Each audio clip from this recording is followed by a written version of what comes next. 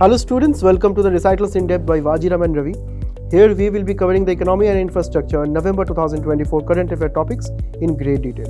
The broader themes which we are going to cover today are as follows: Indian agriculture, money and banking, public finance, investment and infrastructure, and social development. So stay tuned. Hi everyone, welcome to the November 2024 recitals where we will be covering economy and infrastructure topics. Now for your broader understanding, we have the overall content. So here we'll be covering around 20 to 21 topics which are highly relevant for your prelims and also mains examination. Now I will also be keeping in mind that the prelims 2025 examination is upcoming. So here we will be focusing more on the minute details, minute facts and figures, but also on the same page we'll be keeping the mains content in mind too, keeping in mind the various case studies, the various examples, the various issues, challenges, and the way forward required in some of the articles. So here, before beginning, I want to let you know that in this entire discussion, I will be telling you about the various topics, after which mostly in the questions, I have one practice question for all of you. You all are expected to give me the answer of the same in the comments below, subsequent to the question number or the topic number in the discussion. Also, I want to emphasize that whenever we are in the middle of this discussion, take the recitals with you, take the recitals of the November month with you and read alongside the discussion. So this will be cementing your concepts and also will be helping you to extract content from my discussion and the recital text which is in front of you. So let us read and also listen together. So with this, let me start with the very first article today. Now, the first article is regarding the government recent efforts to promote agrovoltaic farming. Now, this is a recent effort by the Indian government to promote something which we can see in this picture, which is quite interesting. If you can see, solar, if PV modules are, say, solar cells are scattered all over this particular place, correct? And something you can see just beneath the solar cells, we have this, banana cultivation of banana crops. So this is the idea of promoting solar energy generation along with traditional agriculture. Now, at the 7th session of the International Solar Alliance, right, the practical implementation of agrovoltaic farming was conceptualized, and it was also showcased, wherein it was the same meeting was held in New Delhi, where the International Solar Alliance, one of the most important, objectives of the same is to promote the generation of solar energy in the global south countries, mainly the developing nations and mainly the countries which are between the Tropic of Cancer and the Tropic of Capricorn. So there are more than hundreds of countries with immense amount of solar potential or the incident amount of solar radiation in this portion. So this is where we can exploit that solar potential and turn the solar energy into electrical energy, which the farmers can use, which the farmers, if they have in excess, they can supply to the common electricity grid, where they can be compensated for their own solar energy generation. On the other side, it is also beneficial for some plants, according to various research. Particularly when we talk about some vegetables, when we talk about practicing agrovoltaic farming, or where we have solar panels and also farming altogether. So there is some amount of sun rays which are blocked by the solar panels, correct? And this will be creating some shade-like characteristics on this particular plants, right? So this have some benefits on the plants.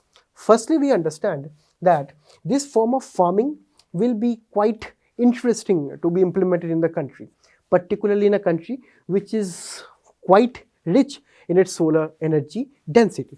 So we have many parts of our country which is, kind of having a huge amount of potential for solar energy. That is why, the government of India is trying to promote the same. Now, when we talk about the broader benefits, right, when we talk about the broader benefits of this particular aspect, firstly, it can be highly, beneficial for, some plants which are shade loving, right? particularly if we can implement this along the coffee and tea plantations in the various parts of our country. You let me know in the comments where we have most cultivations of coffee and tea, right? And also when you understand this particular plantations, they are shade living plants, right? So they love shade, and that is why they are actually cultivated in areas where we have some amount of sparse trees in between those plantations. So in the same way, we can also plant these solar panels in the middle, and we can also generate energy along with shade, right? It also leads to less amount of heat stress. With increasing amount of, say, global warming, the global temperatures are increasing over a period of time, and it has been reported in various research that this heat stress on the plants can be very detrimental for their overall growth. And if it is detrimental, it can have an impact on the agriculture or, say, farmers' income in general. So heat stress will also be coming down because of the shade here, right? Also, when we talk about, say, the amount of income, correct, the income of the farmers, that will also be aided with this particular practice, correct? Apart from this, we have several other benefits. For example, say, water conservation, because we understand that whenever we talk about, say, this kind of agrovoltaic farming system, it will be promoting better amount of, say, water sustainability because of less heat which will be incumbent on the soil. This will be leading to lesser loss of soil moisture, right? That is, water content within the soil, and that will be helping in the overall soil management too. It will be also helping the soil keep its microclimate or microecology intact, because we know that there are many and lots of amounts of microorganisms that are present as a part of the soil organic matter too, one part of the soil organic matter. So if we can conserve heat in this particular manner, right, so it will be beneficial for the entire agriculture scenario.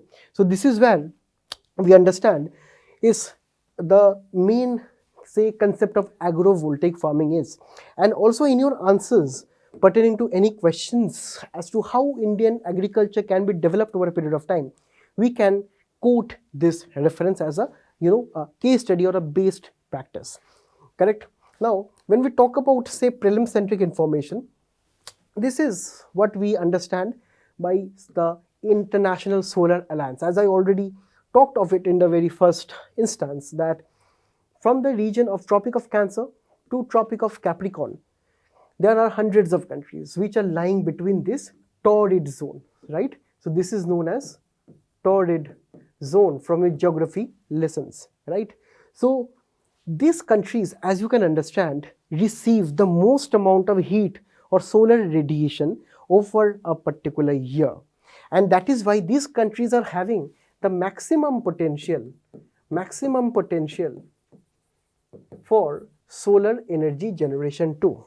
And that is why in 2015-16, our Prime Minister, right, at England, he proposed an alliance, an international alliance of countries lying between these portions to be reaping the benefits of solar energy.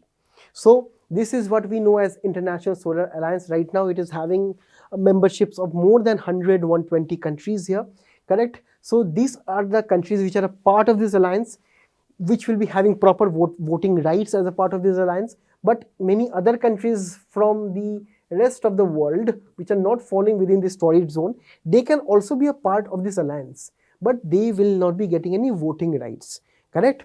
Now the headquarters of the same is at Haryana, correct? Please do note it, because it is one of the most important alliances, international alliance, where it is having the headquarters in India itself, correct? So this is where we have to keep this information with reference to prelims in our mind, correct? So this is how the government of India and also the rest of the world is trying to promote the concept of one sun, one electricity grid, and one world. So this is where all of the countries, if they develop their solar energy infrastructure, they can be a part of this broader, say, world electricity grid, correct? And this particular project is very successful in Bangladesh, where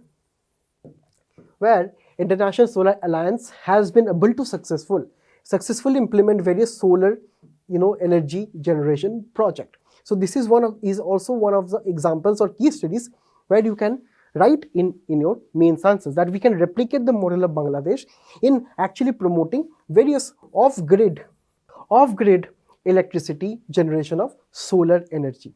So with this, we have this practice question for all of you because we have the prelims examination upcoming. So you let me know what is the answer of the same in the comments below. Now recently, the Ministry of Social Justice and Empowerment launched a very important initiative known as TULIP. Now TULIP stands for Traditional Artisans Upliftment Livelihood Program. So this is a very important initiative for all of those traditional handicrafts and artisans, persons who are employed in this sector. And also, let me show you one statistics which you can quote in not only in your GS3 answers, but into inclusive growth and so on. But also you can quote the same in your GS2 paper, where we have the concept of social justice. The same can also be quoted in Indian society as a part of the GS1 paper 2, where we, according to this particular study carried out by HCL Foundation, where they have one very interesting, private initiative known as the eHeart. Now, eHeart is one, program by a private organization, remember, which is trying to promote the concept of e-marketplace. E-marketplace for the people employed in traditional handicrafts sector. Now, when we talk about these people generate various goods which are produced from sustainable items such as wood, leaves, and so on, that can help, not only promote a sustainable future for us, but also promote their own sources of incomes. And also note that the practices from which they generate these goods, traditional goods, these are also some traditional knowledge that they have carried on from their ancestors. So we also have to preserve those identities. So that is why there are many efforts. This is one of the private efforts, and this is the effort from the Ministry of Social Justice and Empowerment, where this particular thing will be is actually launched under the National Backward Classes Finance and Development Corporation, right, which was set up in 1992 and is very, very instrumental in promoting such activities. Now, why we will be trying to promoting these activities? Firstly, we have discussed about the various potential of the goods that they produce. Also, we can understand that according to this particular data by HCL Foundation, there are 30 million plus artisans who keep India's cultural legacy alive. Through what? Through their products. This can be various GI tag items. This can be various shawls, textile garments, right, which are mainly, produced by some of the tribal sections of the populations. So that is why we understand this is the huge people who are employed or who are part of this particular industry. Next, we understand 3.5% of India's total exports are dominated by handicrafts. So they have huge export potential too. And whenever we see we have higher exports, that will be automatically translating into greater GDP or higher levels of gross domestic product, right? Now, also we find that 60% of the artisans lack access to global markets. So maybe while this number of 3.5% is sounding huge, but we have a higher potential, right? 20% of artisans have access to formal credit, that is the access to banks, right? Or formal loans is also missing in this particular sector. Next, $1.2 trillion is a projected size of the global handicrafts market by 2031. And if India is also part of this, the potential is huge. And also when we talk about women empowerment in our policy debates and in our general circles, so let us be aware that 7 out of 10 of the artisans are women, right? So we understand that this is the potential of the same, and that is why the government of India is trying to promote this tulip platform, right? So this is the, say, upliftment livelihood program for the traditional handicrafts people, and that will be possible via devising an e-marketplace for them, where communities such as SCs, STs, OBCs, minorities, and persons with disabilities, and also focusing on women, correct? So this platform will be focusing on this, showcasing the various produce that they have, so as a form of e-marketplace. So now, based on this, you let me know what is the answer of the same in the comments below.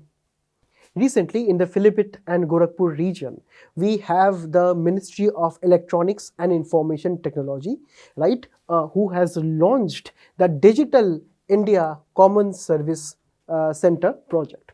Now, common service centers are those areas, particularly in rural areas,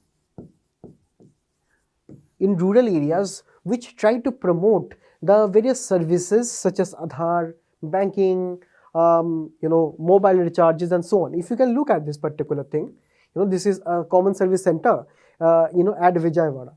So what they are doing, they are offering some Aadhaar services, as you can see. There is some advertisements. So then also you can see, kiosk, banking, online bill payments, recharges.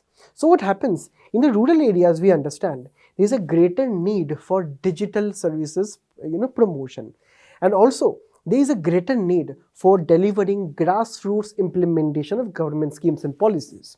So that is why the government of India thought that we can have some common service center points in various rural areas and also in semi-rural areas, so where the people can go to those areas. Later, this concept also became popular in the urban areas, where we also see many common service centers in the urban areas too. So this is actually a way of promoting grassroots governance and implementation of the various governmental projects.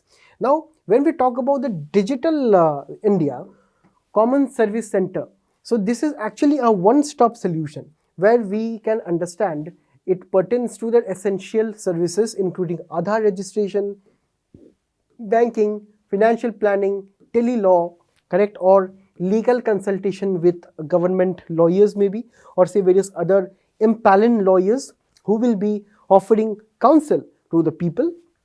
Next, telemedicine, expert opinion with reference to any medical needs of the local people, education, and e-commerce support. So these are the comprehensive services which will be supported by the DICSC.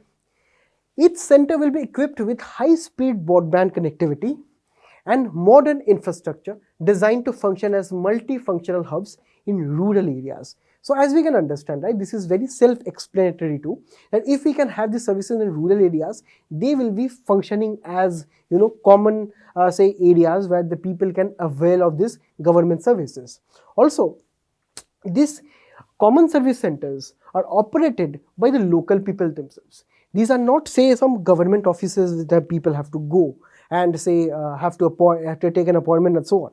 So these are run by this local people itself, or these are run by what the government would love to call them as village level entrepreneurs, who will be operating the centers, facilitating economic growth, and also creating new opportunities of jobs in the rural areas. Apart from the same, the government is also thinking about launching these GPS enabled mobile vans in these areas, in addition to these common service centers, which are part of this Digital India. So it will be a form of a mobile unit, mobile vans, which will be helping, to promote these services in greater remote areas. So these are the most important things which you have to keep in mind. And with reference to this question, let me know what is the answer in the comments below. Recently, the Home Ministry has announced, kind of an advisory for the general public to be very aware of some fraudsters which are trying to hijack your bank accounts. Because once they kind of take control of your bank accounts, they can use those bank accounts with reference to various illegal activities in various other sectors, such as money laundering, such as drug trafficking, and various other dark activities. So one of the very ways which fraudsters use, say our own bank accounts, is to convert our bank accounts into mule accounts. So this is exactly what the government has warned about right now. And when we talk about these mule accounts, let me clarify this in the very beginning, because UPSC may ask you about a particular term. For example, mule accounts was seen in the news is pertaining to what? So these are actually those bank accounts, right? These are bank accounts which are preferably yours, which are your bank account, but you have maybe given the permission of operating those accounts to someone else, right? And that particular person is involved in dark activities, correct, in money laundering and so on. So this is what we have to be very careful, that we should be very careful when we are sharing OTPs. We should not be renting our bank account to any other person, because we do not know what they are using these bank accounts for, correct? So this can be leading to some illegal transactions, money laundering activities, correct? So this is exactly why the awareness of financial activities becomes extremely important, right? So now when we have understood mule accounts, let me take you through this entire process of how this money laundering takes place. This will be a very brief explanation, a simple explanation rather, which will be helping you to identify the topic with mule accounts. Now imagine that there is a person, right? Now this person is very evil, correct? What this evil business person is doing, this person is generating a lot of black money from his restaurant by not giving invoices or bills to customers, right? Because by not giving these bills and so on, that person is generating some income from the people, right? So that if that particular income is not reported in bills, invoices, so that becomes a black money, because the government will never be able to track which say customer ordered which food and what was the volume of that particular food and so on. So that is where black money is created. And you know that black money is detrimental for the economy, because this is not reported at all, and this never becomes a part of the GDP, and the GDP becomes highly underreported, right? So this is why where black money is actually one of the reasons which is detrimental for the overall economy. Now when we talk about black money, so aren't there various ways through which the government authorities can trace this particular thing? Obviously there are so many laws, so many provisions, so many high court, Supreme Court judgments which will be helping the government authorities to discover this. But do you think the evil businessman is a fool person, that person is not aware of these rules and regulations? So what this particular person will be doing? This particular person will be diverting this black money. He will not be keeping this with him, right? He will be diverting it to, say, a particular shell company, right? So a particular shell company is are those companies which only exist on paper. For example, to register any private company, you need to register with reference to various rules and laws and regulations, and also that you require building, you require employees, you require so many other things to run a particular company. But in this case, you only have a paper that there is a company, ABC company, which is registered, and that's just it. There are no, say properties, no office, no employees for this. So this is just a fictitious company where the entire money is put in, and later this shell company shows that they are investing this particular black money in maybe another, say, restaurant, or say in buying gold, or in, say, various other economic activities, whatever they are, right? And later these companies, whenever they are getting, say, any money from this kind of investments, right, that becomes a legitimate, that becomes a legitimate income for this shell company, correct? And please note that the owner is the same here, correct? So the owner is the same, or say the owner can be anyone else too. So maybe there is another, say a person B, who is the owner of this shell company, but maybe his A and B are linked, maybe by say blood ties or the familial ties or friends and so on, correct? So these two people will be having this particular legitimate income letter from the black money which was invested in other various things, right? So this is how this simply money laundering occurs, correct? So there is this particular placement activity, there is further legitimizing, right, reconversion of black money into white money, correct? So this is exactly how this takes place.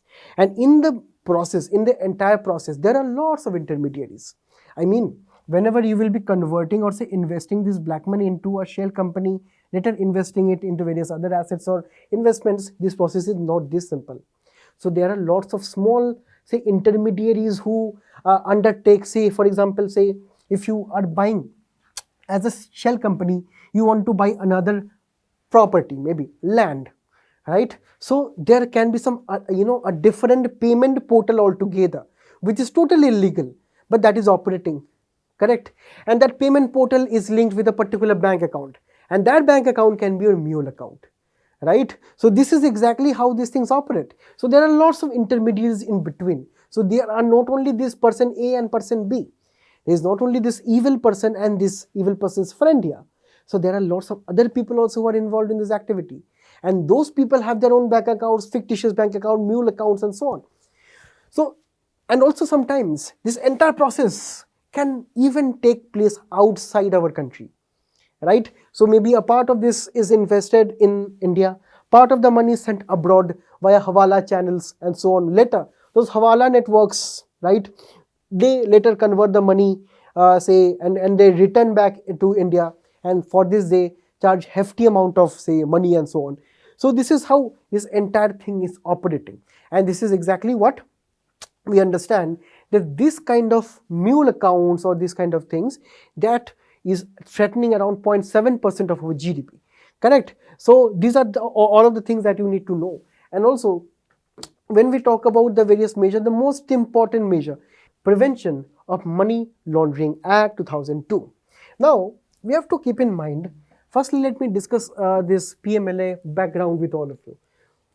Before PMLA was in force in the 1980s, it was actually before 1980s and so on, but in the 1980s, the United States became extremely strict with reference to the various drug abuse which was taking in their country.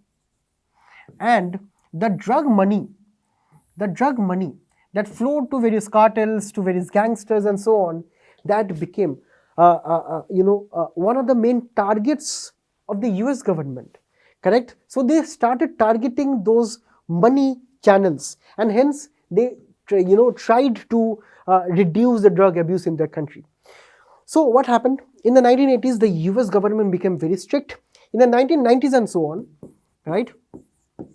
In the 1990s and so on, the United Nations also adopted various meetings, various conferences based to actually prevent the money which will be flowing into drug activity. So initially, when we talk about the concept of money laundering initially was linked to drug trafficking.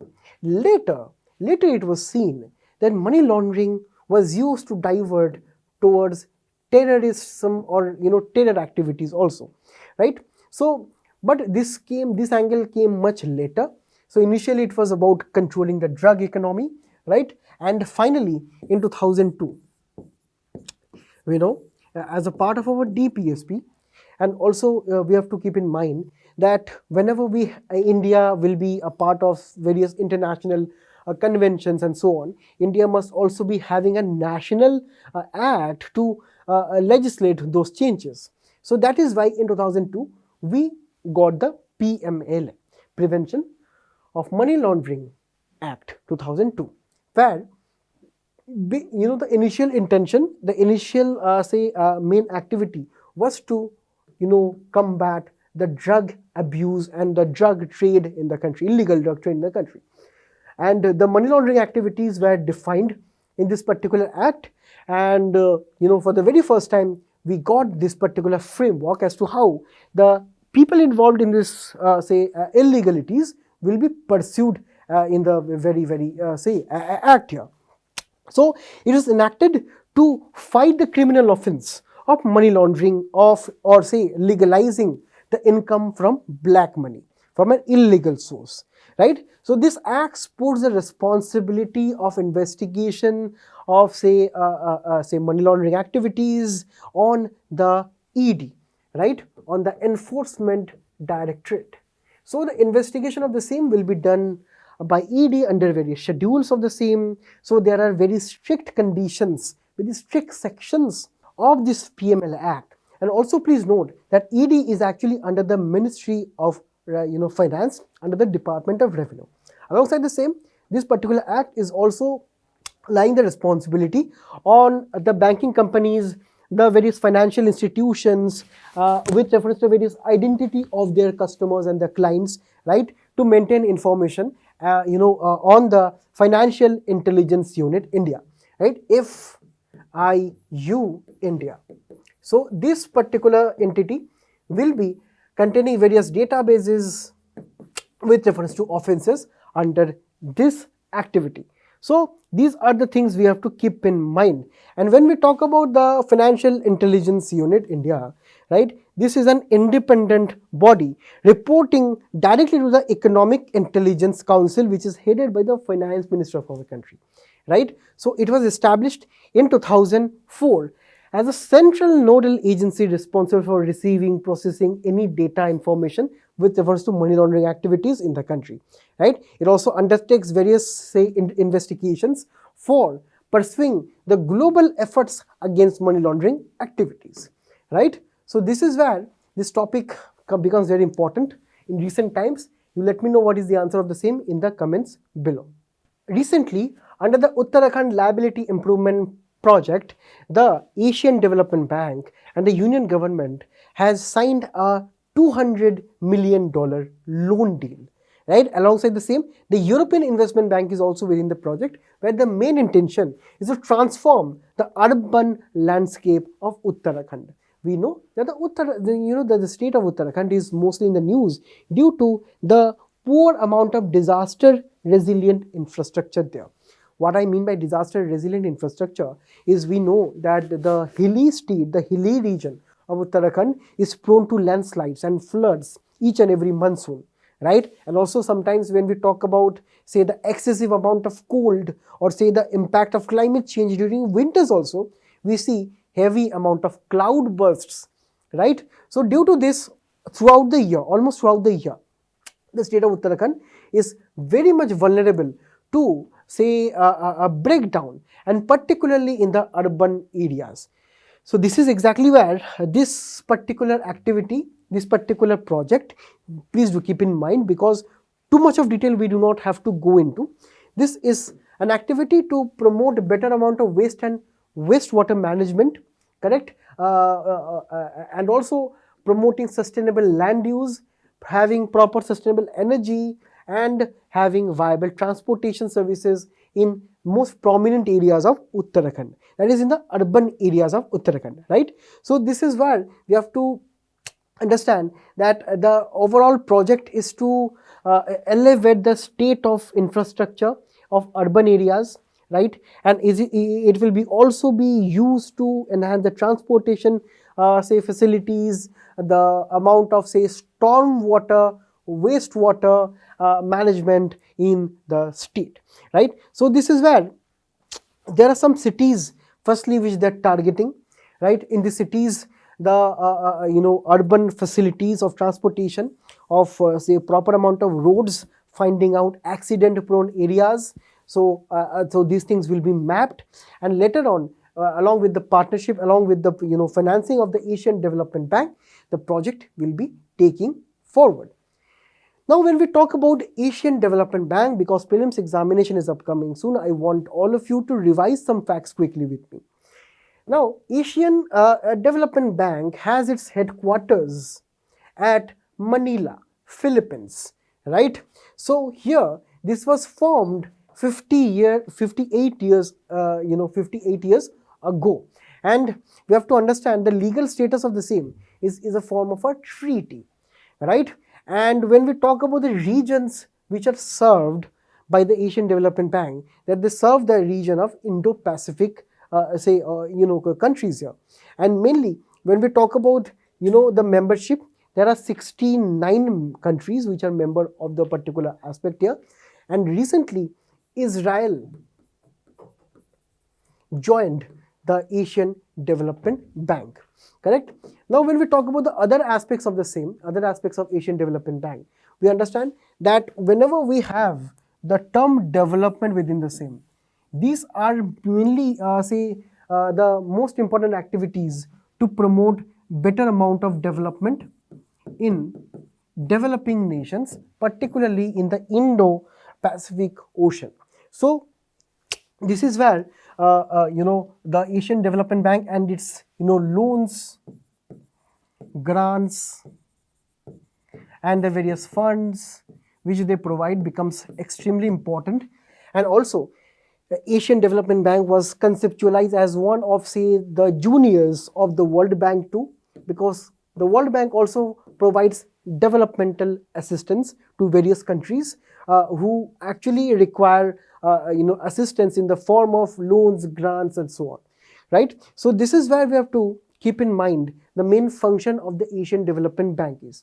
Whenever we talk about the number of shares, it is the US plus Japan who hold more than 10% of the shares, followed by some other countries. And whenever we talk about who were the founding members, India was one of the founding members when it was established in 1966. Please do not confuse it with AIIB and SCO and BRICS Development Bank or New Development Bank, right? So all of the with all of the rest of the things, you also let me know what are the various headquarters of AIIB, SCO, and New Development Bank in the comments below. Also, in the comments below, you let me know what is the answer of the same, correct, of this particular question. Recently, the Cabinet Committee on Economic Affairs have approved the infusion of equity for Food Corporation of India. And this becomes a very important initiative for the FCI of the country, because FCI is actually seen as one of the most important bodies when we talk about food security in the country, right? So, when we talk about FCI, right, Food Corporation of India undertakes the most important activity of procuring food grains from the farmers at MSP and distributing the same with reference to various other activities that I am going to discuss here. So when we talk about this, it was set up as a statutory body, right? Foods Corporation of India is a statutory body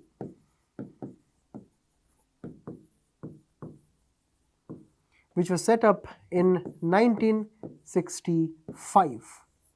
So the main activity that it performs is to procure various food grains from our farmers at MSP, right?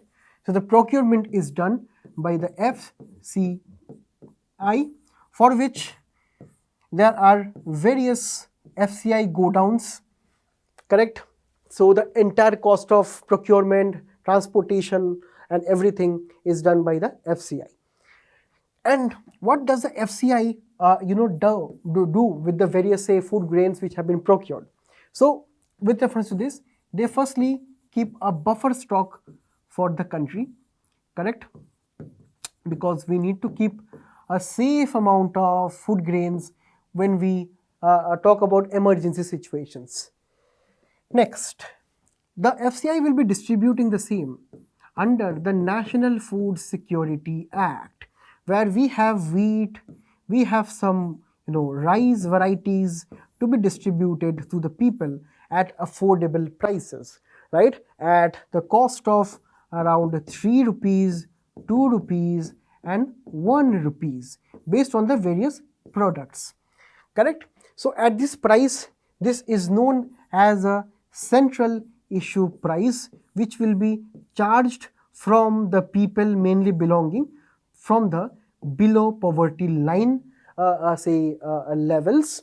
So this is a central issue price, and the rest of the produce which is procured under MSP, they go to the various state governments too, because the state governments sometimes they have their own aspects of food security programs, right? So the state governments also take some rice from the Food Corporation of India, and finally the rest goes for open market sale scheme, where under the open market sale scheme, the states and also various private sector companies or private sector dealers, they participate in this sale, or this is an open auction where an auction is done with reference to various food grains. So this is how this entire operation is taking place, and that is why we have to understand the extremely crucial role the FCI plays in the entire process.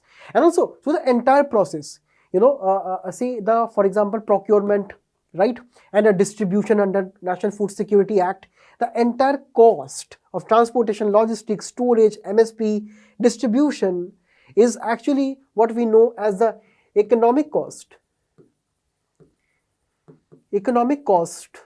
of foods, procurement by the FCI.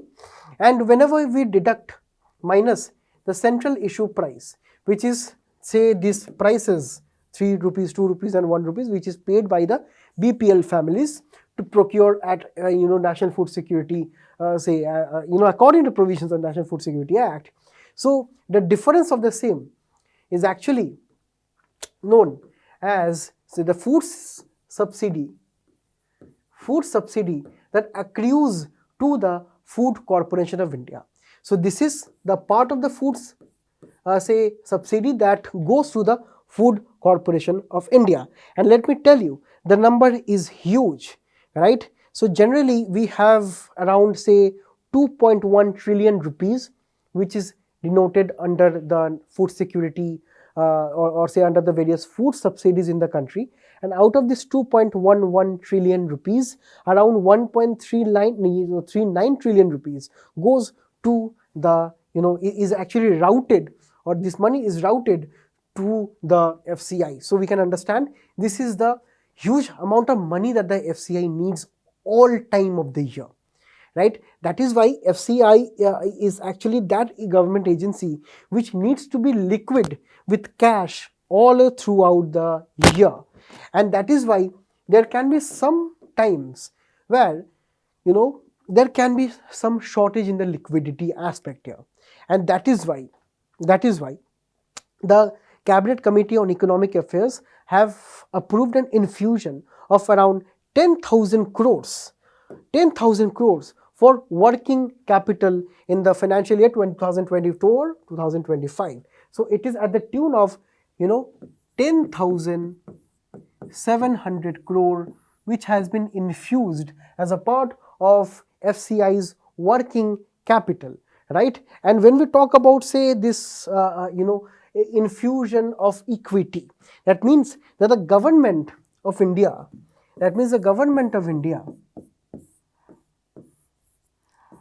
right, is actually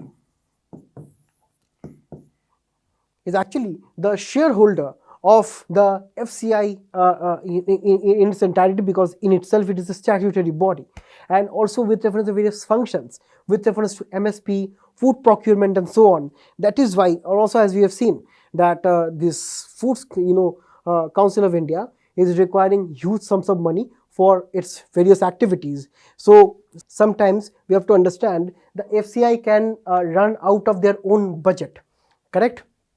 So that is why we also sometimes see in the news this term known as off budget borrowings, which are undertaken by the FCI. So off-budget borrowings are those borrowings undertaken by the FCI for immediate cash requirement.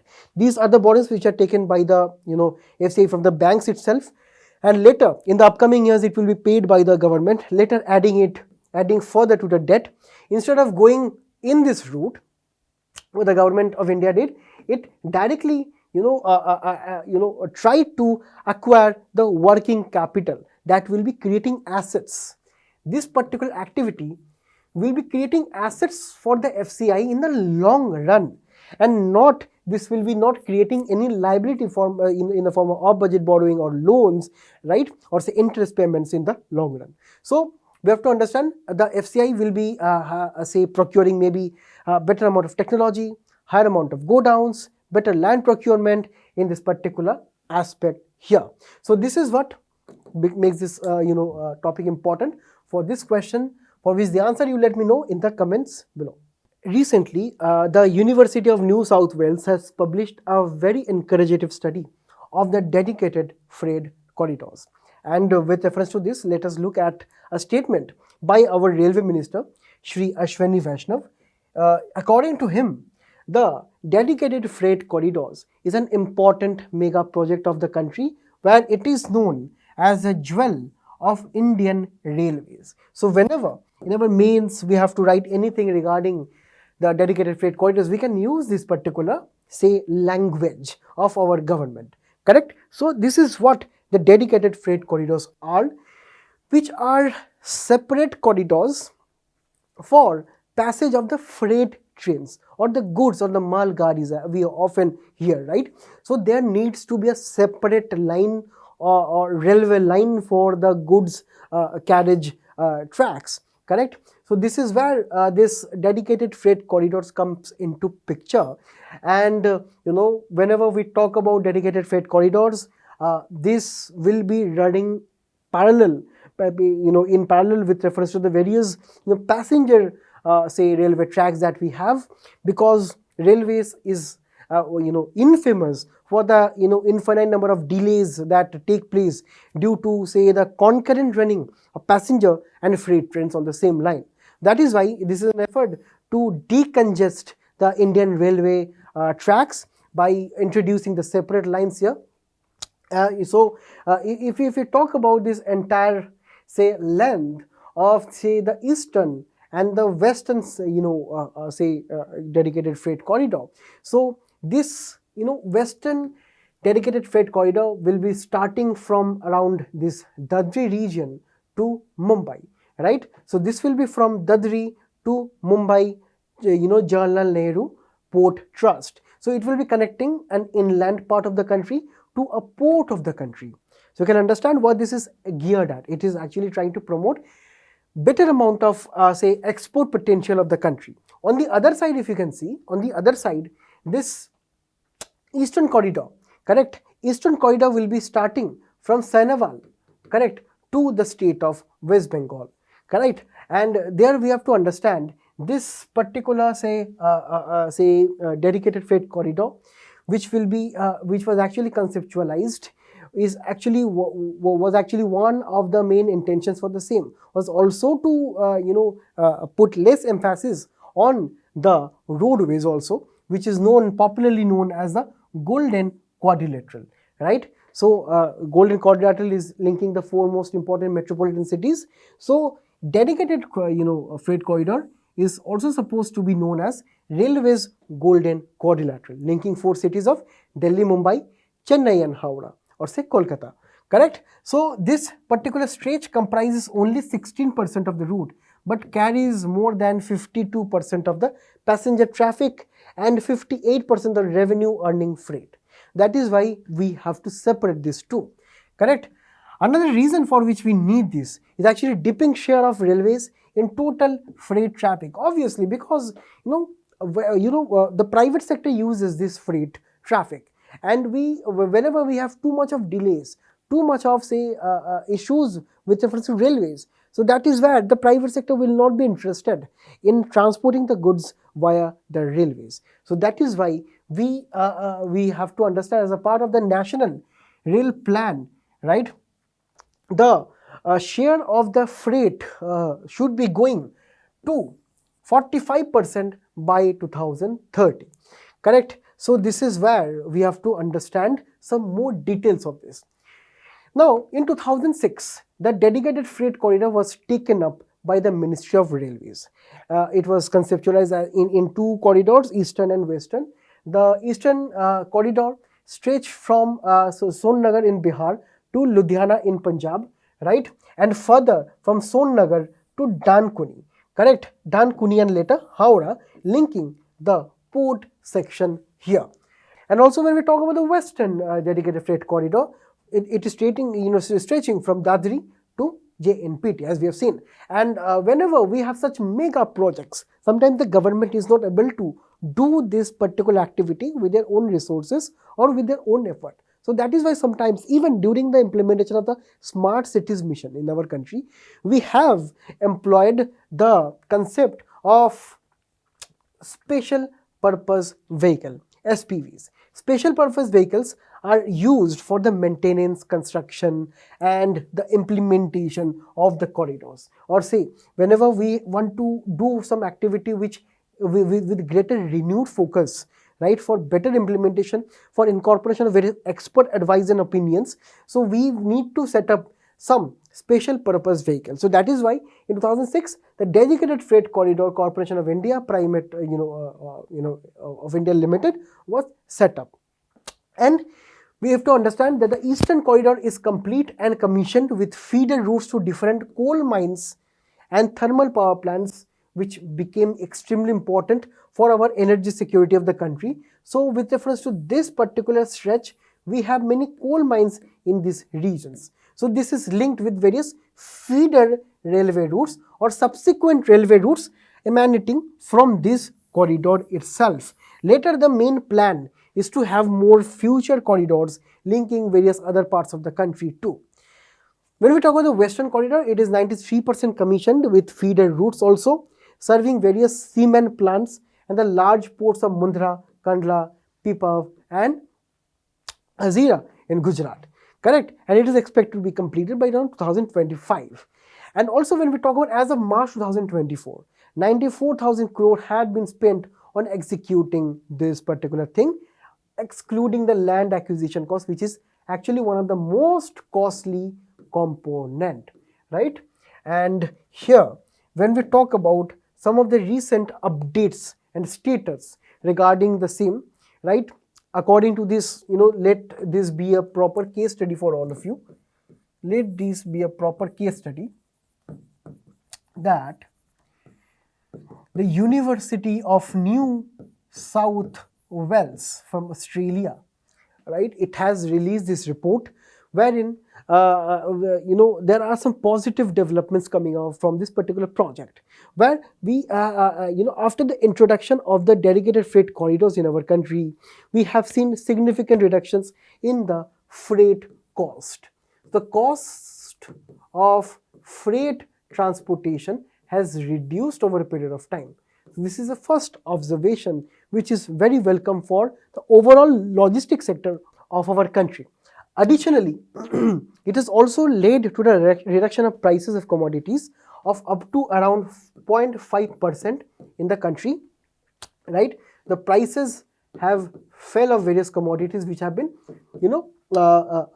delivered through the, dedicated freight corridors. And also this has led to the growth of around 3% for the railways. So 3% revenue growth was also witnessed in this particular aspect here, right? And also when we talk about, say, this particular revenue growth, this was seen between 2022-23 and 2018-19 financial years. So here also when we talk about around, say, more than 10%, right, of the, say, various freight handling by the Indian Railways is right now handled by the dedicated freight corridors, and that is also quite relieving for the Indian Railways, because this is also leading to better amount of, say, completion of various projects and also lesser delays for the passenger traffic 2, right? And also on an average around 300 say 25 trains are running per day on this particular aspect here. That is more than 60% currently with reference to last year. And also since its beginning, the dedicated freight corridors have handled more than 200 billion more than gross kilograms of say various amounts of commodities. And also this particular finding is reflecting or say is coming up with a very interesting term known as a social equalizing effect. Social equalizing effect. This effect is referring to that benefits which accrue to the least developed states, that is the benefits that they are getting from the dedicated freight corridors in their state government, right? So the various states which are having low per capita GDP, they are benefiting the most from the dedicated freight corridors. And with reference to this discussion, you let me know what is the answer of the same in the comments below. In the next topic, we'll be discussing recently that the RBI has retained the SBI, the State Bank of India, the HDFC and the ICICI Bank as domestic systematically important banks. And this concept is super important in recent times because this is pertaining to some banks which are known as too big to fail, and these banks typically have around 2% of the entire GDP of our country. The total assets, the total business of each bank here is around 2% of our GDP. So that is where makes this particular banks super important, particularly not only with reference to the legacy or popularity, right, but also with reference to the responsibilities that they have. Because the financial sector of our country is not only of our country here, but also in the rest of the world is extremely prone to economic fluctuations, correct? So that is where we will be trying to understand firstly what is the background of this particular term. All of you who have read basic economics may have come across this term known as 2008 recession, right? 2008 recession or 2008 global financial crisis took place due to the various over-leveraged provisions of the banking sector. This means that this was a subprime crisis. Now, what is a subprime crisis? This means that the banks operate on the process of giving loans, because based on the loans they get some interest rates with which they run their business. So this is one of the main sources of income or profit for them. And the loans are also categorized into various aspects. Firstly, loans are standard or healthy loans, right? If the borrower is repaying the interest rates and the principal amounts within time limits. If not, these loans become non-performing assets. Firstly, they become doubtful assets, stress assets and so on.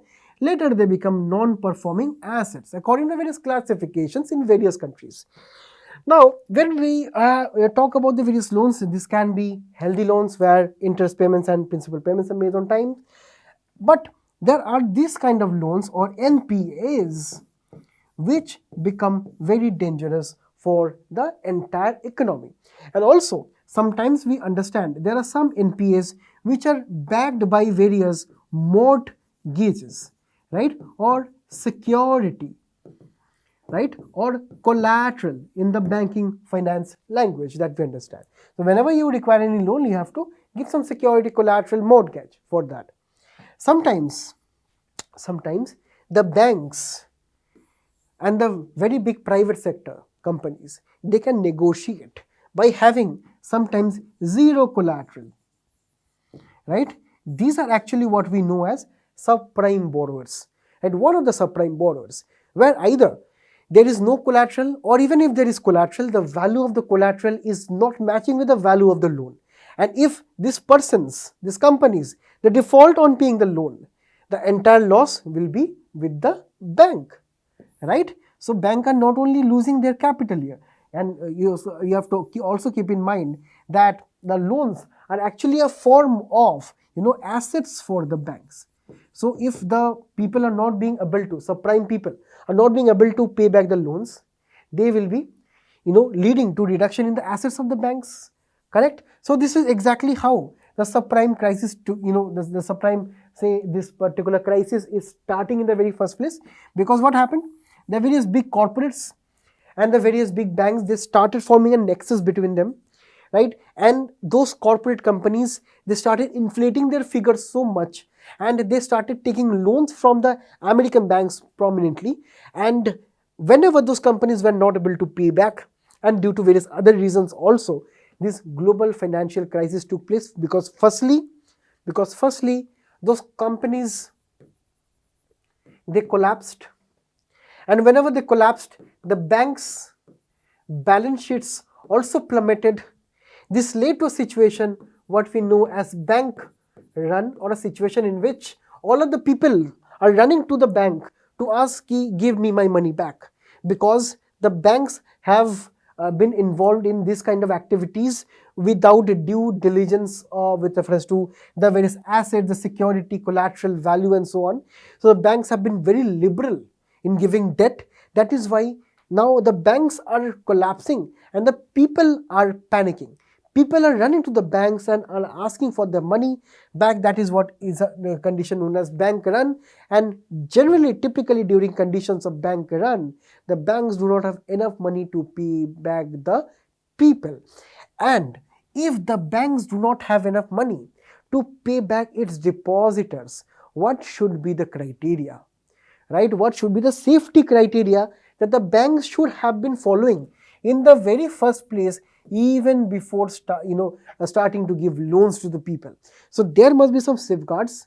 There must be some amounts of, say, security, right? There must be some amounts of, say, standards, banking standards, discipline norms, prudential norms, which were highlighted later in 2010 in the Basel III norms, right? I will be not going into details of the Basel III norms here, but Basel III imposed greater restrictions on the banks with reference to credit operations, with reference to various, say, assets, various risk weight criteria, and so many ratios, right? So that is where we understood that in Basel III, let me summarize it for you, right? The amount of capital adequacy ratio was supposed to be in the range of around 8%, around, above which there would be more and more, say, requirements for the banks, correct? And when we talk about this background, next we have to come to some important terms. And here mainly I will be discussing about risk weight assets, then the capital adequacy ratio, and the common equity tier capital 1. And before I proceed on forward with this, I want to add on something more which happened after 2010.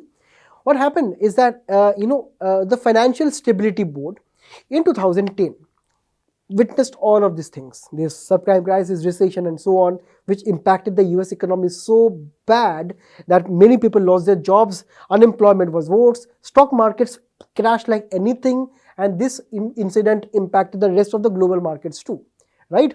So what, the global banking system became very vigilant. The Financial Stability Board in 2010, right, recommended that all the members, all the countries, right, India is also a member of the same, should have a framework to reduce risks which are emanating from the financial sector, mainly the banks, mainly the very big banks. Because if the big banks get involved in this kind of fraudulent activities, right, in this kind of subprime crisis, so this is where a greater crisis can take place maybe in the near future. So in the future, to prevent such, the FSB, the Financial Stability Board in 2010 came up with a very interesting term known as a globally systematically important banks. So global systemically important banks, or banks which are very huge because of the size, because of the complexity of their operations, and so on. And also, the Basel Committee on Banking Supervision in 2011, right, developed a framework for identifying the global systematically important banks. I'll be coming on to it in the next one. But firstly, let us see what goes into the determination for those banks here. So here we have the risk-weighted assets CAR and common equity tier 1. Firstly, this is the entire flow process, as you can understand here, right? Now, when we talk about this kind of risks that banks take, and when we have the Basel Committee on banking reforms, right? They recommended one very interesting thing. Firstly, whenever the banks will be starting any operations with loans and so on, the bank must be calculating their own assets, and loans are also one of their assets, right? And there are various risks in the economy, correct? This can be operational risk, market risks, and so on. So based on the various market conditions, there can be risks of, for example, if a bank is starting to give a loan to a business person, so the bank must be ascertaining is what are the business risks to that particular person. So that risk levels must be done. Then, based on the risk level, the RWA, risk-weighted assets, should be derived. Then, after this has been done, based on the RWA, the common equity tier 1 capital also should be calculated. Next, this common equity tier capital according to Basel III norms must be a minimum of 4.5%. Right? This is a very safe capital. I am going to explain it right now. And if the RWA increases, that means we have to keep more CET1 or reduce risky assets, and after that we have to constantly keep it monitored, right? Now, when we talk about firstly the risk-weighted assets, now these are some of the assets that the bank have to keep aside safely for the bad loans or the NPS, for example, that the banks are having in their books, correct? Now, how they will be calculating it? For example, say the banks have various assets such as the government bonds, right? Or say the various amounts of say corporate bond, corporate loans that the banks have given loans to, right? For example, so the government bonds will be having 0% risks, right? The corporate bonds can have 100% risks. So based on various risks, right, the banks have to calculate what is the total weighted average of the risks are, from the various amounts of say assets that the banks have, right? We understand the government bonds are zero risk. Why? Because they are the most safest amount of things which are available in investment. And when we talk about corporate loans, the corporate may shut down, the business may shut down. That is why there can be 100% risk also sometimes. So based on this, the banks calculate what we know as capital adequacy ratio. Capital adequacy ratio is nothing but the total capital of the bank, divided by the risk-weighted assets. And the risk-weighted assets are these kind of assets, right, where we have all of the summations of the various risks and the amount of say various amounts of say money according to the various risks. So that is what leads us to the capital adequacy ratio. So this is how we will be calculating the RWA and the CAR, right? So these are extremely important points here. So we understand that if we have more amount of risk-weighted assets, so greater amount of risk-weighted assets will be leading to greater amount of risky loans and maybe a low amount of stability, correct? So that is why the banks must be keeping low amount of risk-weighted assets here, correct?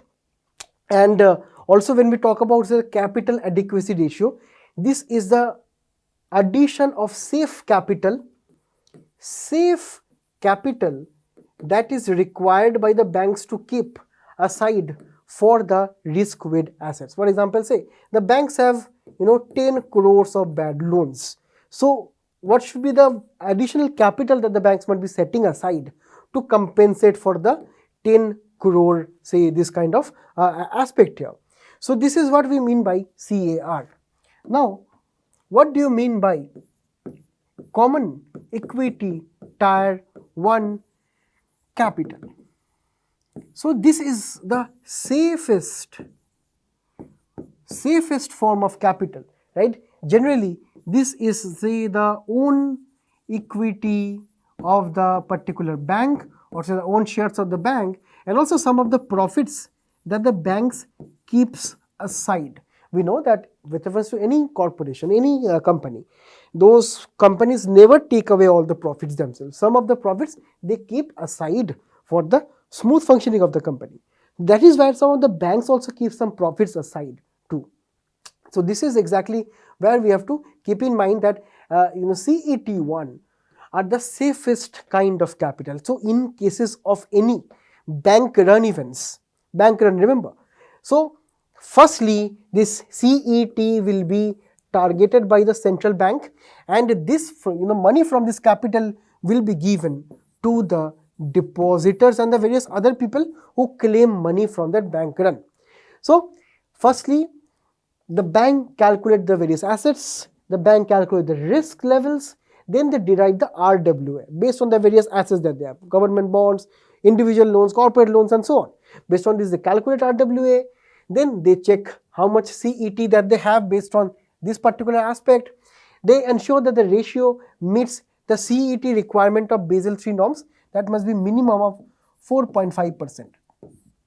If they see that there is around 10%, then the bank has enough capital for those risky times. And if RW increases, if the risky weight assets increases, the banks have to keep higher CET or reduce those risky loans given. And finally, the monitoring of the financial stability has to be done.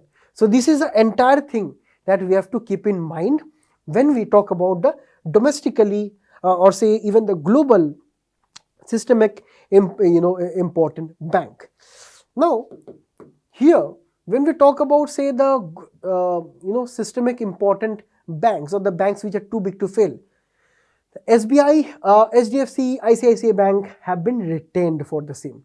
And also when we talk about the globally systematically important banks, there is only one difference, that these particular banks must be having global presence, global activities to be classified as global systematically important banks here, correct?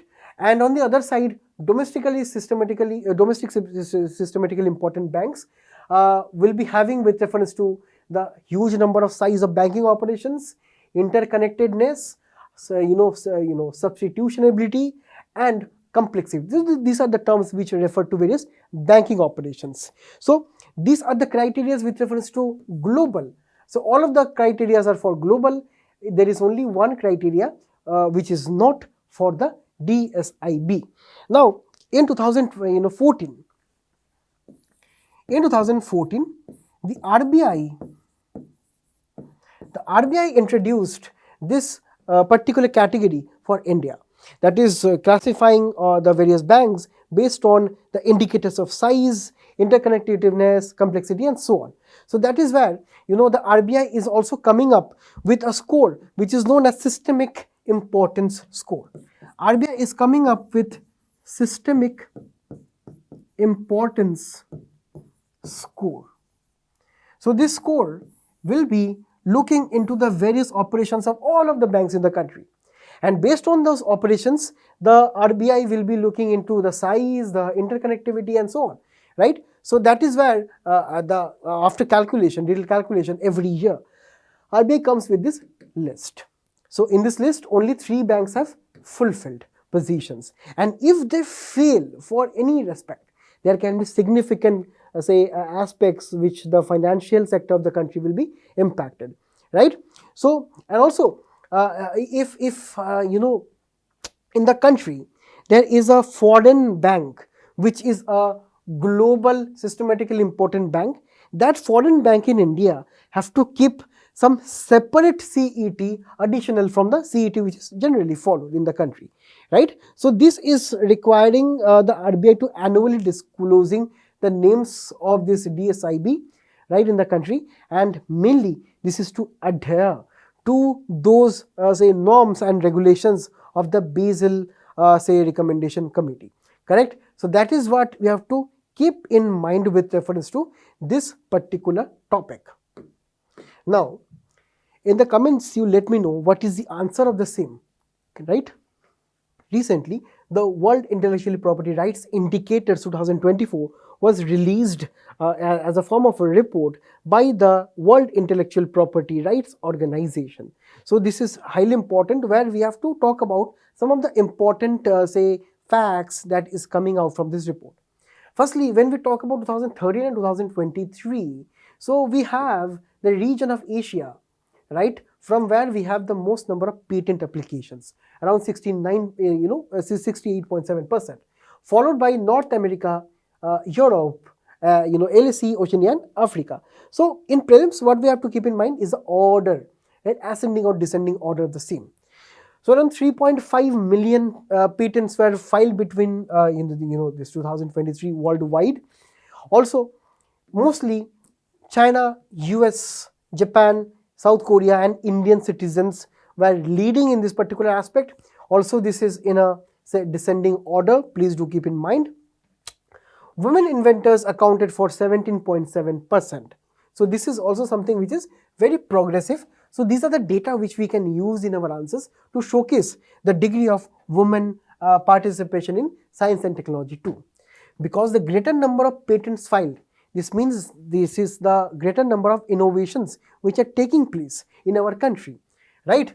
And also India recorded the fastest growth in patent, that is around 15.7% applications in 2023, right? Also, patent office granted 150% more patents in 2023, which is reflecting the amount of research and development ecosystem which is taking place right now. Now, in the comment section, can you let me know of some of the important initiatives that the government is taking right now to promote higher amount of science and technology in the country, right? And also, India's patent to GDP ratio also saw a significant growth, rising from 144 to 381 in 2023-24, which is a significant aspect here. So based on this particular findings, most important findings, we will be concluding this topic, right? And you let me know what is the answer for the same in the comments below. Recently, the Central Electricity Authority has approved the Uniform Protection Protocol, which is a kind of a rules and say standards to ensure the safety of energy transmission in the country. When we talk about the protocol, it is about protecting the infrastructure of not only say thermal power plants and their grids with reference to any emergency operations here, right? So it will be a complete amount of guidelines which will be kicking into place whenever there are some issues with reference to operations of electricity grids, energy distribution, and so on. It will be also focusing on the aspect of renewable energy operations too. It is not only with reference to conventional but also renewable energy safety also, right? And also when we talk about say the overall ambition of the country to fit in around say 450 gigawatts of renewable energy into the national grid by 2030, and also a target of around achieving 2100 gigawatts of renewable energy by 2047. The main aspect of this particular protocol is to achieve grid stability, right? So grid stability is referring to the amount of safety and security measures that is required for preservation of the electricity grids, that is the transmission line, power lines that is say in a particular area, right? So this is also addressing the protection requirements for various thermal and hydro energy generations, right? Renewable energy projects and so on. So as a part of this particular initiative, just remember the protection mechanism of the same. Recently, the government of India has launched this Namo Didi drone scheme, which is trying to empower 15,000 women self-help groups. And this is at the tune of around 1,261 crores. And here, this selected women's driven self-help groups will be getting the incentive from around 2024 to 25, 2025 26 for providing various rental services for using drones for various applications in the agricultural arena. Firstly, let us look at what are the drones, how the drones can be useful in our agricultural field. Firstly, drone is a very mobile application where with minimal amount of training, we can control the operations of drone and we can manage the various aspects of agricultural activity. Firstly, we can use the drones for avoiding any chemical say overuse by effectively spraying pesticides or insecticides or say various other chemicals effectively. Next, we can also check crop health by proper mapping, right? Taking proper pictures of maps of this particular our agricultural field. It can also assist in our livestock management by tracking the grazing fields of cattle. Soil field analysis is also possible by looking at the soil and also running various sensitive equipments such as lidars, right, and various other sophisticated technology. It can also help us prepare for various weather related events or also for weather glitches, because sometimes what happens, the farmers get informed of say impending rain activities or severe droughts and so on, but the drones can be fitted with some specialized sensors which themselves can be acting as say weather sensitive equipments. That can also be a part of this. Next, the drones can also take a part in this crop spraying activity, right, where the various crops can be sprayed with various irrigation aspects also. So here the irrigation scene is also possible. Geofencing is possible, crop monitoring and monitoring growth of the agriculture crops here. So these are the various potential applications that I wanted to inform you very briefly. Now when we talk about this particular scheme, right, here this is a central sector scheme. This is a central sector scheme where 100% of the money is say coming from the government of India. And here the central finance assistance, a central finance assistance of around 80% of the cost of the various capital purchase of the drones will be given by the government of India, right? And this will be a maximum of 8 lakh rupees as a package that will be given to the women SSGs. And here we have to also understand that in this particular scheme, the drones are not given itself. It is given as a part of the package where not only the drone operation is included, but also the training, right, the fitting of the drones with various say assemblies with reference to spraying equipments, fertilizing equipments, all of these things are included in the package. Along with the same, 15 days of training, intensive training is also included here, based where we have to understand some women will be selected for operating the drones, right, and also some women will be selected for of how to maintain the drones, have proper amount of repair for drone parts and so on. So proper amount of training, then drone equipments, all of the things are included as a part of the package, right? So around 8 lakh rupees will be spent per SSG basis, where the rest of the 20% can be availed with reference to various financing benefits. Financing benefits, that means the a particular operations, the particular say drones, rest of 20% money can be obtained for the banks or the various say natural agriculture infra financing facilities and so on, right? And also here for the rest of 20%, interest subventions of around 3%, that is a discount kind of rather, will be given here on the loan here. And this is what makes this scheme very, very important, mostly for the women empowerment topic here. And also when we talk about the operational guidelines, we'll be briefly going through this. The Department of Agriculture and Farmers Welfare has released the operational guidelines of the scheme. The scheme will be governed at the central level by the empowered committee of the secretaries of this particular department, right? not only Department of Agriculture, but also Department of Rural Development, Fertilizers, Ministry of Civil Aviation because drones are involved, and Ministry of Women and Child Development. So it is a very beautiful initiative where we can see the convergence of so many ministries. So again, a very good value addition point for our means where we can take examples of how there are some inter-ministerial, interdepartmental harmony in the governance aspect. The Implementation and Monitoring Committee will be providing overall guidance in technical matters, right? And also when we talk about monitoring of the scheme, this will be done via drone portal, correct, by the government. So as to how this is implemented at the ground level, right? And also the lead fertilizer companies at the states will be implementing agencies of the scheme at the state level.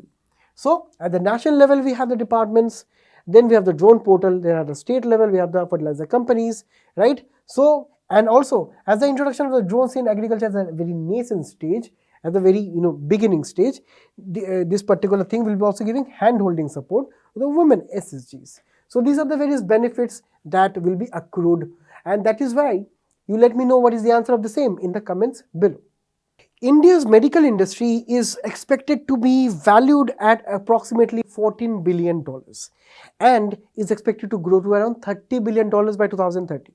So that is where we have to understand this medical device industry needs to be strengthened, for which the Ministry of Chemicals and Fertilizers have launched the scheme for strengthening medical device industry. When we talk about the Indian health and medical device sector in the country, so the size as of 2022 was around $200 billion. When we talk about the health and medical device sector, right, the potential is $600 billion by 2030, right? The CAGR is around, or say the compounded annual growth rate of this sector is around 14%, 14.7%, correct? So based on this, we understand that there are some issues in this particular sector. Firstly, we understand this particular industry is very costly to set up. That is why the private investment is very less, for which we have to depend on our imports of this particular aspect here. If you see, the import dependence, right, as a percentage is huge at around 64%. We're importing, right? Domestic production is very less. Domestic supply is also very less, correct? So that is why this is making us dependent on the US, Australia, UK and various other countries in this manner, right? And also this, one of the main issues here is also with reference to the formal credit mechanisms, right? So the banks also need to be much more liberal in this manner. That is why the government came up with this particular total outlay of around 500 crores, which is about promoting this 1, 2, 3, 4, 5 incentives, correct? So firstly, there can be say a common say facilities for medical device clusters. Clusters could be set up, right? A particular area could be set up where there can be many manufacturers of medical devices at one place. Next, marginal investment scheme to reduce import dependence will be also be given with reference to the various say money, or say the outlay that the government will be giving for promotion of, say, or the strengthening of indigenous production here. And here grants up to 20 crores will be provided for this common. And here we have to understand that one-time capital subsidy of around 10 to 20% will be given for this aspect here. For this capacity building, a better amount of training, better amount of, say, at the institution level, particular scholarships will be given for the people involved here. Medical device clinical studies support scheme will be also one very important aspect, for which the government of India will be trying to promote better amount of research and development here. And finally, medical device promotion scheme. So these are all the things we do not have to go into too much of detail. Just keep in mind, these are the various components of this scheme here. The Department of Animal Husbandry and Dairying has released the basic animal husbandry statistics 2024 on the National Milk Day, that is 26 November. And this is a report which is extremely important for our mains, for our prelims, with the, for instance, various data we'll be getting here, right? Please do note down the data. They will, we have the same in the recitals, so just follow along. Nothing to understand too much here, right? So this is offering vital insights into our livestock sector, which is a very important sector in the country as of now. And also this is based on the outcome of the integrated sample survey, right, under the period of 2023 to 2024, correct? And here we will be understanding the various aspects of milk production, meat production, egg production and wool production here. So to look at the data here, total milk production in the country is around 240 million tons in this particular year, financial year, and India is the first in the world in terms of milk production, correct? The total milk production has increased by 3.78% and the per capita availability is around 471 grams per day. The average yield per animal per day is around 8.43 kilos, correct? And when we talk about say exotic breeds, it is around 8.8. For the indigenous breed, it is around 3.54. So we understand that the exotic breed, mainly the foreign breed cattle, produces more milk, correct? The milk production from exotic breed has increased by 5% around, and by the indigenous breed that has increased by around 7%, correct? And also when we talk about say the top 5 milk producing states, we have UP, Rajasthan, MP, Madhya Pradesh, Gujarat, Maharashtra. So please remember this, right? For example, there can be some questions in the prelims. Now when we talk about the total egg production, right? Now India is ranking second in the world in terms of total egg production. Egg production increased around by 3.1% over the last year. The total production from the commercial poultry is 120 billion numbers of eggs. From backyard poultry it is around 22 billion, correct?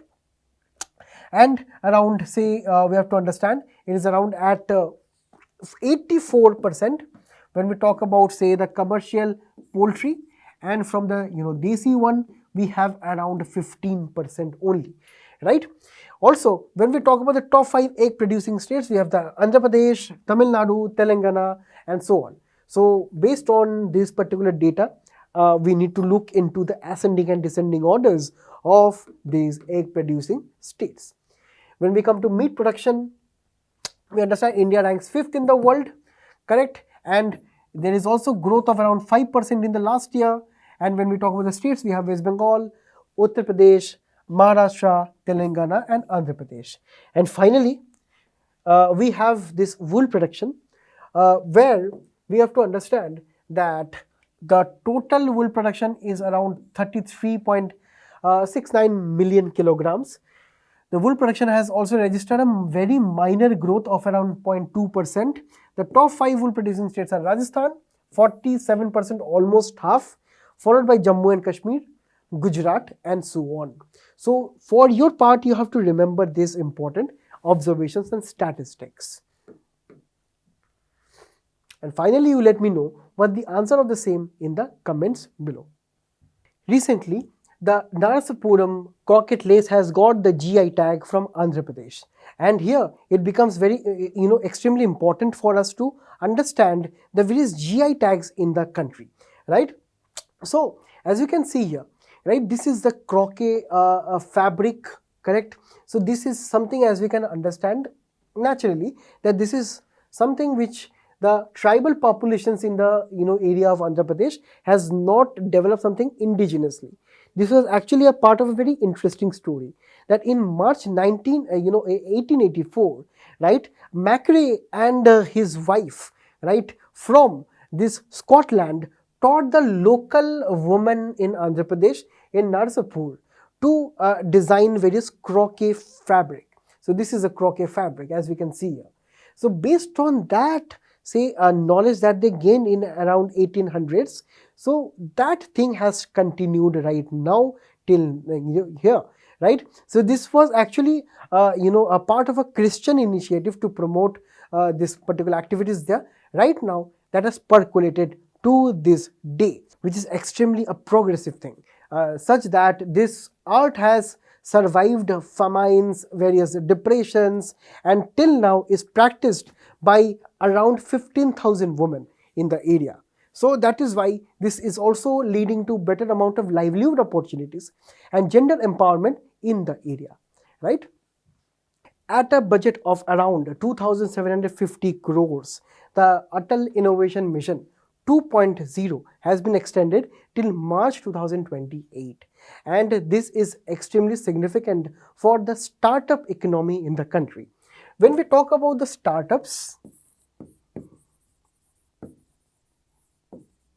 now these are those companies which require constant amount of support and funding from the government, right? And that is why here, the government of India have come up with so many initiatives, mainly the Startup India, the Atal Innovation Mission, and the various private sector initiatives to help the startup ecosystem right now. And that is where becomes quite significant that over a period of time, India is home to one of the largest startup ecosystems in the entire world. According to Harun's list, right? We have gotten so many startups from India which are also achieving the tag of unicorn, right? Or startups which are valued at more than $1 billion.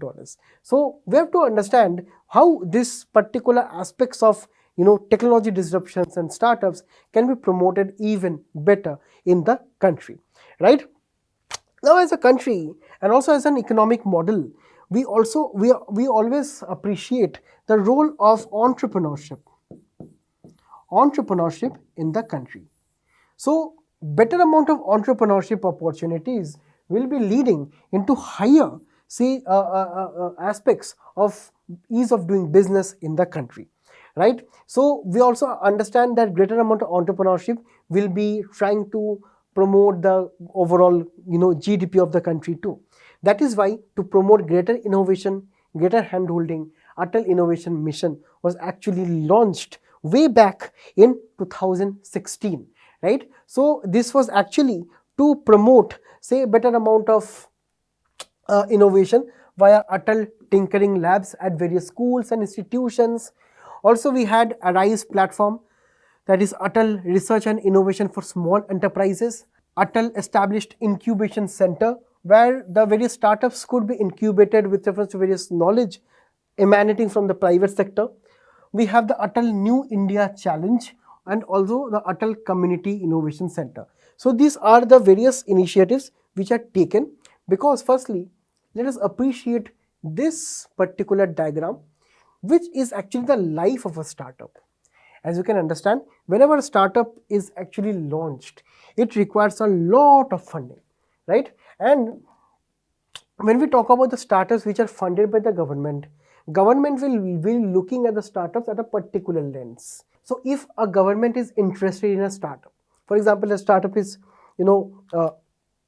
doing progressive work for blockchain development, for data management for the government of India or for government of states. So that is where the government will be interested to invest the public funds.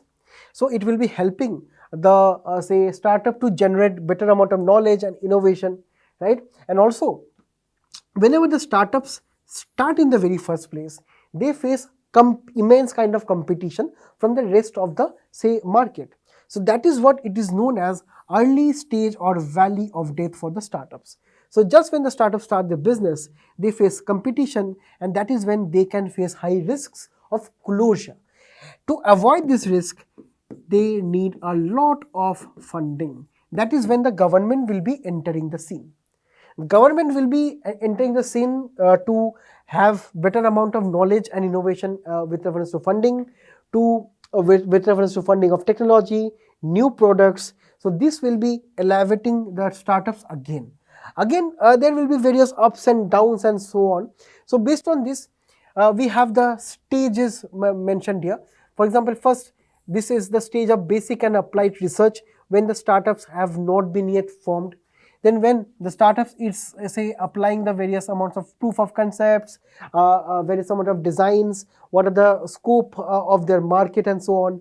So then they will be approving or moving on to the next stage, which is the aspect of say various amount of applied research and product development, market research, looking into how we can actually or the startups can actually raise much more advanced level of funding, such as angel investors, venture capitalists, internal funding, and so on. Correct? Then they are in a stage to launch commercial activities, right? When the startups have been through much, right? When they have avoided the value of debt, have funding, have invested in research and development to strengthen the value of their products, to strengthen the patent that they have, then they can face much more competition from the other private players also. So competitions will already be there. And finally, they are actually when they establish themselves, when they overcome this immense competition, finally they establish themselves, right? So this is where the startups, as we can understand, they require funding at so many stages. So this is what we have to appreciate, the patience that the government of India needs to keep, right? Or also keeps with the respect of development of various initiatives for them. Correct? So that is why this Atal Innovation Mission 2.0 has been launched, which is actually a kind of an effort for new incentives, new say programs to fill in the gaps of the previous say Atal Innovation Mission. That will be through the central government, state government, industry, academia, collaborations, and so on. So this is where there are so many programs for this particular mission. Firstly, there will be a program for increasing input to the ecosystem, right? Next, there will be various programs for improving the throughput of the ecosystem, programs for improving the quality of output, right? So this is where there will be three components of this particular thing.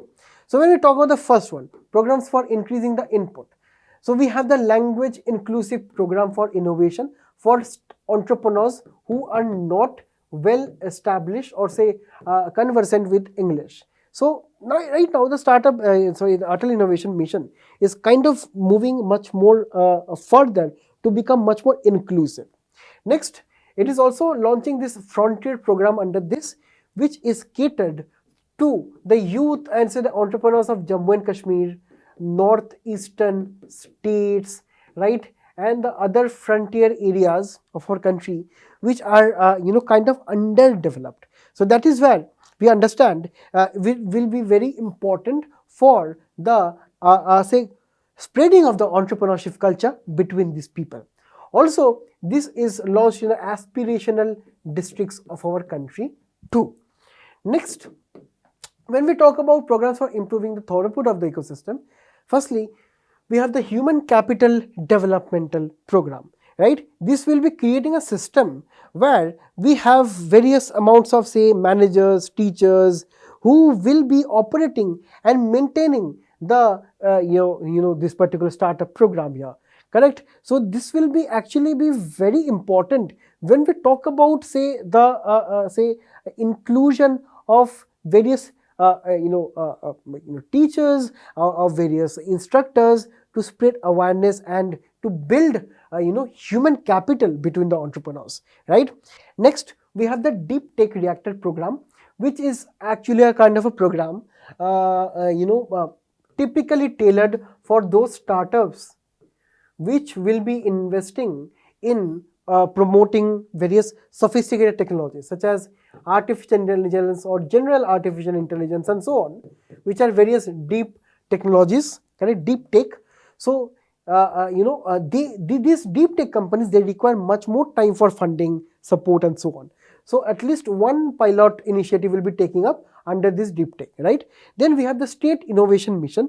State Innovation Mission will be at the states and the UTs to build strong, say, innovations with reference to the various collaborations initiatives that the states are also having with reference to Niti Aayog, right? And also, finally, we have this kind of say international innovation collaboration program, between which we have an Olympiad, we have 10 bilateral and multilateral engagement. We also we have to engage with the global South nations and the Startup 20 engagement group, which will be acting as the collaboration program here. And when we talk about the programs for improving the quality of output, we have this industrial accelerator program. Now this industrial accelerator program will be scaling up this kind of advanced startups where minimum of 10 industry say accelerators will be there, where the industry leaders will be hand holding the various entrepreneurs and giving their experiences, best practices module with reference to this mission. Finally, these Atal sectoral innovation launchpads are also envisaged, where it will build the various amounts of innovations required for defense, for various amounts of say platforms in various ministries, which will be say helping the government to procure goods and services. Some examples will be from the defense sector, directly from the startups, right? So here, that is where various ministries can converge, especially the defense sector is very much invested or say interested in this, because we right now as a country need more indigenous defense production, right?